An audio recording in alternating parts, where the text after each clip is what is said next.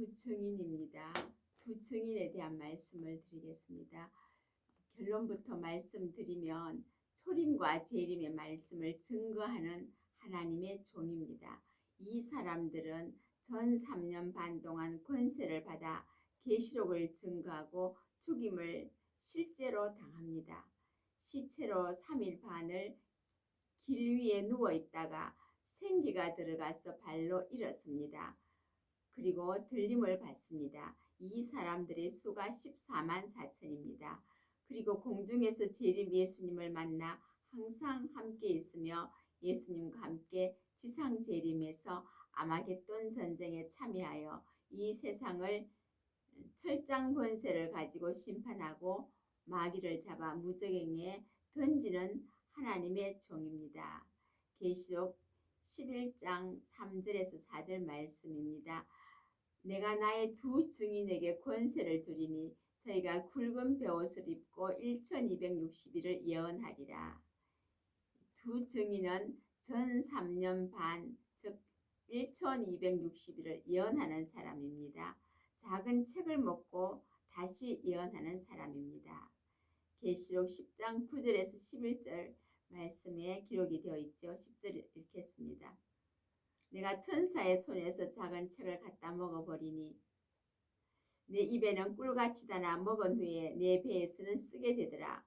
저가 내게 말하기를 내가 많은 백성과 나라와 방언과 임금에게 다시 예언하여야 하리라 하더라. 작은 책은 애가와 애곡이 기록된 책입니다.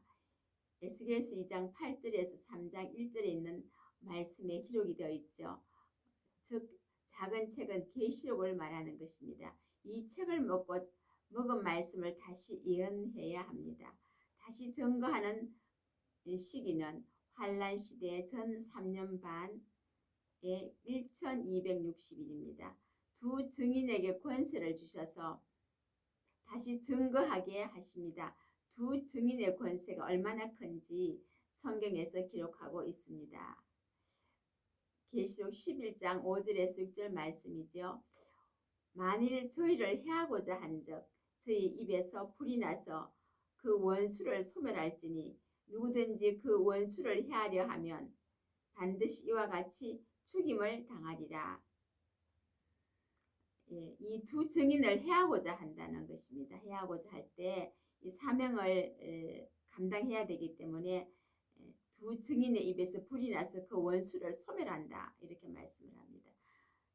저희가 또 권세를 가지고 하늘을 닫아 그 예언을 하는 날 동안 비 오지 못하게 하고 또 권세를 가지고 물을 변하여 피되게 하고 아무 때든지 원하는 대로 여러 가지 재앙으로 땅을 치리로다. 두 증인을 해치려 하면 입에서 불이 나와 대적을 죽입니다. 3년 반 동안 계시록의 말씀을 증거할 때 많은 사람들이 바벨론에서 나오게 됩니다. 모세가 10가지 재앙으로 출애굽할 때에 이스라엘 민족을 이끌어냈던 것처럼 이 두 증인의 권세로 많은 사람들이 바벨론에서 돌아옵니다. 하나님의 3년 반 동안 그 주신 권세를 가지고 이렇게 그 권세를 사용하여서 많은 하나님의 백성들을 알곡들이 될 수 있도록 돌아오게 한다는 것입니다. 이 권세가 끝나면 10뿔 가진 짐승이 이 두 증인을 죽입니다. 그러니까 3년 반만 하나님께서 주시는 권세이다. 이렇게 볼 수가 있습니다. 계시록 11장 7절에서 12절 말씀입니다. 저희가 그 증거를 마칠 때 무저갱으로부터 올라오는 짐승이 저희로 더불어 전쟁을 일으켜 저희를 이기고 저희를 죽일 터인즉, 그러니까 무저갱에서 올라오는 그 짐승으로부터 사람 짐승이겠죠. 저희 시체가 큰 성 길에 있으리니 그 성은 영적으로 하면 소돔이라고도 하고 애굽이라고도 하니 곧 저희 주께서 십자가에 못 박히신 곳이니라. 하늘로부터 큰 음성이 있어 이리로 올라오라 함을 저희가 듣고 구름을 타고 하늘로 올라가니 저희 원수들도 구경하더라. 이렇게 죽임을 당하죠. 두 증인은 이 복음을 증거하고 사명을 감당하고 3년 반이 끝나고 나면 사람 짐승으로부터 이제 즉 그리스도입니다. 그리스도로부터 죽임을 당하죠. 죽임을 당하고 시체가 큰 성길에 누워 있다는 것입니다. 3일 반 동안 누워 있다가 이제 생기가 그 시체에 들어가고 또 발로 일어서고 모든 사람이 볼 수 있도록 그리고 하늘로 음성을 듣고 하늘로 올라간다 이렇게 말씀을 합니다. 구름을 타고 하늘로 올라갑니다. 들림 받는 자는 또 아벨 때부터 모든 순교자가 부활해서 들려 올라갑니다. 이때 들림 받는 자가 이 14만 4천 뿐만 아니라 두 증인뿐만 아니라 아벨 때부터 모든 순교자들이 다 부활을 합니다. 일반으로 예수를 믿고 죽은 자들은 부활하지가 않고 순교자들만 부활을 합니다. 이것을 첫째 부활이라고 그렇게 말을 합니다. 예수님께서도 첫째 부활로 첫 열매가 되셨고요. 이제 이 순교자들이 이 첫째 부활에 들어갑니다. 그때 함께 구름을 타고 그 순교자들이 부활하고 그들은 몸이 이 흙으로 돌아가고 시체가 썩어서 있지만 이 14만 4천은 시체가 썩지 않고 그냥 길 위에 누워 있다가 들림을 생기가 들어가서 들림을 받고 올라가는데 모든 순교자 아벨 때부터 모든 순교자들과 함께 들림을 받는다는 것입니다.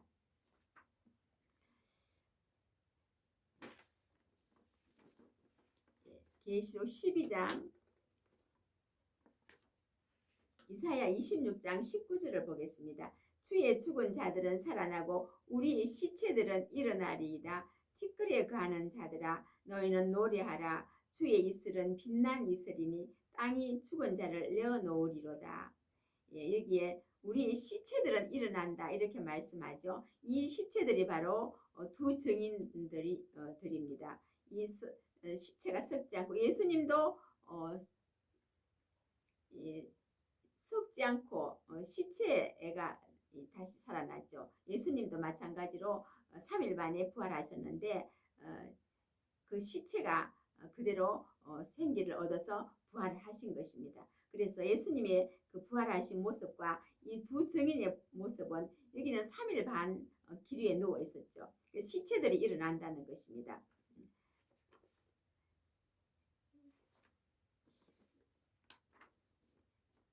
계시록 12장 5절에도 그렇게 말씀을 합니다. 여자가 아들을 낳으니 이는 장차 철장으로 만국을 다스릴 남자라. 그 아이를 하나님 앞과 보좌 앞으로 올려가더라.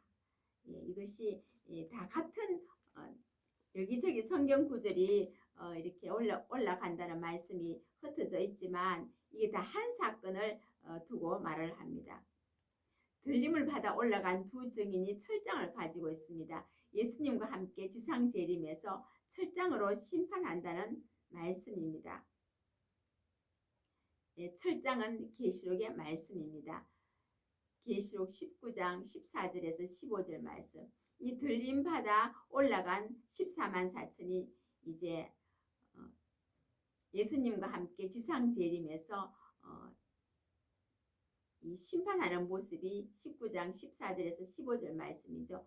하늘에 있는 군대들이 희고 깨끗한 세마포를 입고 백마를 타고 그를 따르더라. 그의 입에서 이한 검이 나오니 그것으로 만국을 치겠고 친히 저희를 철장으로 다스리며 또 친히 하나님의 전능하신 이의 맹렬한 진노의 포도주 틀을 밟겠고 이 사람들이 이제 예수님과 함께 지상 재림을 해서 심판을 하는 모습입니다. 이것이 아마겟돈 전쟁입니다. 시편 2장 9절 보겠습니다. 내가 철장으로 저희를 깨뜨리며 질그릇같이 부수리로다 하시도다. 미가서 4장 13절 어떻게 그들을 마지막에 심판을 하는가. 그 사람들이 들려 올라간 그 14만 4천들이 예수님과 함께 지상 재림을 해서 이제 철장 권세를 가지고 이 세상을 심판하는 모습을 지금 또 말씀을 드립니다. 미가서 4장 13절입니다. 딸 시온이여 일어나서 칠지어다. 내가 내 뿔을 철같게 하여 내 굽을 녹같게 하리니 내가 여러 백성을 쳐서 깨뜨릴 것이라. 내가 그들의 탈취물을 구별하여 여호와께 드리며 그들의 제물은 온 땅의 대주제께 돌리리라. 이렇게 이제 철장 권세를 가지고 마지막 심판하는 그 들림 받은 두 증인이 들림을 받아서 이 일에 예수님 함께 일을 하신다는 거죠. 말씀을 마치겠습니다.